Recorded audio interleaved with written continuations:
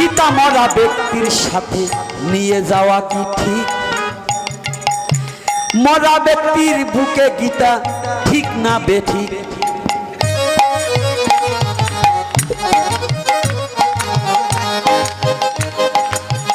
জীবদ্দশায় যারা কোনোদিন গীতা শোনে না, তাদের বুকে গীতা দেওয়া কভু ভালো না।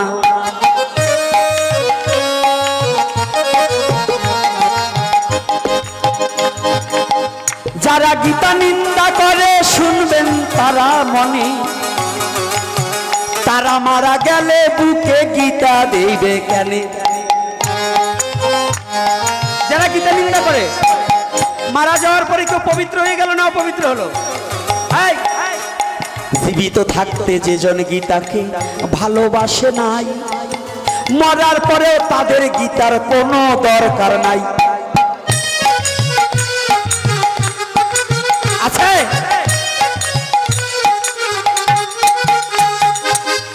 আমাদেরও মাঝে কিছু ছেলে পেলে রয়, মা বাবা জীবিত থাকতে খাবার দেওয়ার দরকার নয়, মরার পরে দান সাগর ও শ্রাদ্ধ করে লয়, বড় বড় মাছ কিনিয়া খাওয়ার শ্রাদ্ধ পাতায়।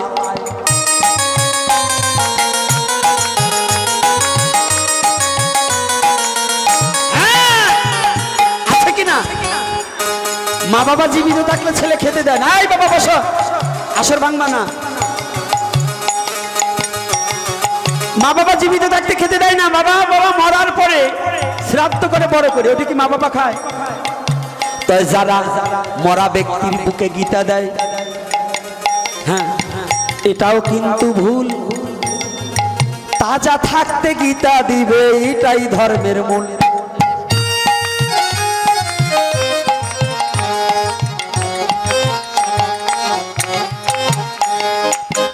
এইখানে একটা কথা বলে যেতে চাই, শ্মশানেতে গীতা নেওয়ার কোনো দরকার নাই।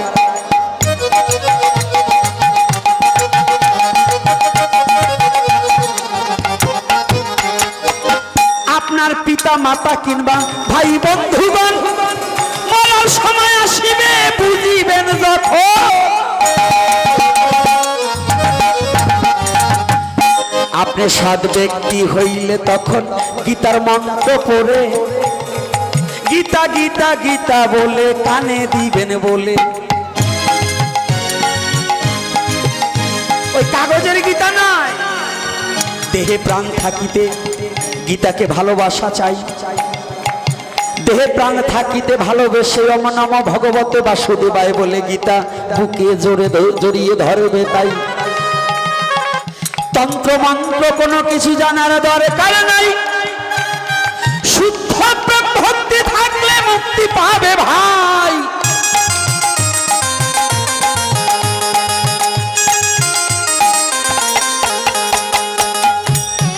এইবার একটা প্রশ্ন আসে আমার কাছে,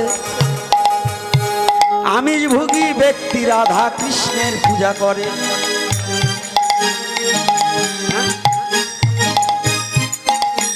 আমিষভোগী ব্যক্তি রাধা কৃষ্ণের যুগল বিগ্রহ গৃহে স্থাপন করে পূজা দিতে পারবে কি? পবিত্র ভালোবাসার বন্ধন ব্রাহ্মণের পড়ানো বেদ মন্ত্র ছিন্ন হবে কি? দুটো জিনিস আছে, যেমন প্রথমটা বলছে আমিষভোজী ব্যক্তি রাধা কৃষ্ণের বিগ্রহ পূজা দেওয়া যাবে, ভোগ রাগ করা যাবে না। ভগবানের চরণে তুলসী দিতে কোনো পবিত্র অপবিত্র মৎস্যভোজী মাংসভোজী এটা দেখার দরকার নেই, কিন্তু ভোগ রাগ দেওয়া যাবে না। কথাটা বুঝতে পেরেছেন? ভগবানের চরণে আমিষাহারী ব্যক্তি তুলসী দিতে পারবে, কিন্তু ভগবানের সেবা দিতে ভোগ রাগ অন্যের ভোগ দিতে পারিবে না। কষ্ট পেয়েছেন নাকি?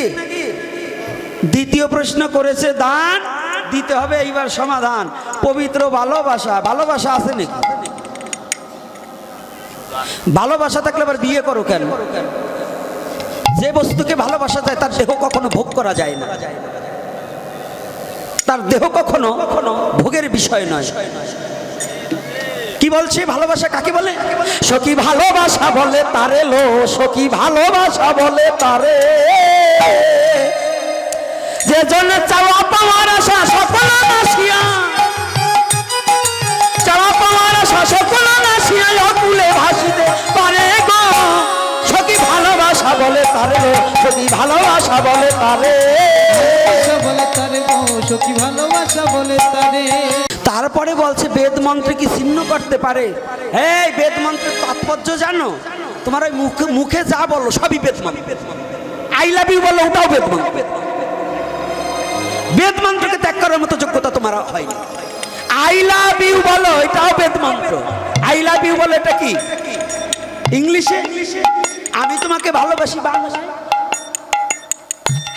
বেদ মন্ত্রে ওটা বলছে ভগবানের সাথে প্রীতির বন্ধন করো। প্রীতির কথাটা ভগবান বলছে প্রেম হচ্ছে পবিত্র সুধা, পান করিলে যাবে ভব ক্ষুধা। তাই তুমি যদি প্রেম করো তাহলে কামের তারা আসবে কেন? ওইটাকে বিয়ে করলে বা ছেলে পেলে হবে কেন? একই দক্ষিণা দিতে তো কষ্ট হয়, কে দেন না কেন? ওই যে পিছনের তো একটু দেন, বাইরে করেন, একটু রাধে রাধে বলেন, আর একটু টাকার কাঠি খোলে।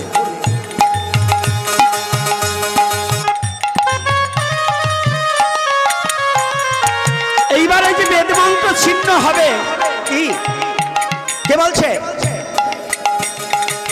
তুমি যাহা বাক্য দিচ্ছ এটাই বেদ মন্ত্র। বেদ মানে কোনো পুস্তক নয়, বেদ মানে জ্ঞান। বেদ মানে কোনো বই নয়, বেদ মানে জ্ঞান। কি বলা হয়? বেদ জ্ঞান।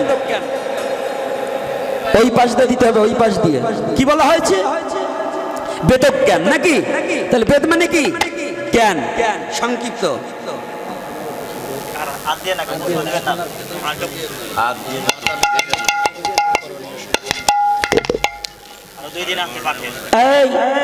আজকে একদিনই হবে না, আগামী দিন আমার চঞ্চল দাদা আসতেছে, তার কাছে তারও জেনে নেবেন বেশি বেশি। উনি একজন কাব্যতীর্থ সংস্কৃত কলেজের একজন প্রতিষ্ঠাতা এবং উনি বেশ শাস্ত্রে পারদর্শী। আমার দাদা ভাইয়ের কাছ থেকে আরও কিছু জেনে নেবেন। আমার চেয়ে উনি অনেক জ্ঞানী, অনেক গুণে জ্ঞানে সমস্ত কিছু। আর এইবার বলছে মাতা পিতার মৃত্যুতে পুত্রের করণীয় সনাতন শাস্ত্র মতে কি কি? মৃত্যু সংবাদ শোনার পরে থেকে 1 বছর ব্যাপী কি কি নিয়ম কৃপা করে যদি প্রকাশ করেন। এটা আজকে দেবো না, যদি কেউ জান আগামী দিন দেবো। আজকাল ব্রাহ্মণেরা বলে সে শুধু বিধবারা একাদশী করবেন, সধবারা করবে না। ওই যে বলছে ও কি বিয়ে করছে কি না তাকে জানবেন। যদি কোনো বিয়ে করা ব্রাহ্মণ হয় ওইটির আগে ঠাইসিয়ে মাইরে তারে ওর বউরে একাদশী করাবে। এর কথা হচ্ছে তাই আপনি প্রশ্ন করার আগে উত্তর দিলাম। স্বভাবটা ভালো কর, তুই আমার কাছে আয়, সব অভাব পূর্ণ হবে। এইবার কি নৃত্য হবে? নাচবে কারা? হাত তুলে তো। রাধে রাধে। ওই যে এইখানে যুবক কটা নাচবে না, কি হয়েছে? বাড়িতে বউর সাথে ঝগড়া করছো? না এত দেবো না। ওটুকটা আপনাদের বুঝালাম যে অর্জুনে পর্যন্ত ভগবান মুসির বাড়ি খাওয়ালো, আর আপনারা নাক মুছেন কেন? তাই যে কটা নাক মুছা জাতি আছেন, শুদ্ধ ভক্ত যদি ঋষিপাড়ায় হয় তার হাতে খাবেন, কোনো দুঃখ নাই। কিন্তু যদি মুরগি পালা বাড়ি হয় খাইয়েন না, আর আপনারা মুরগি পাইলেন।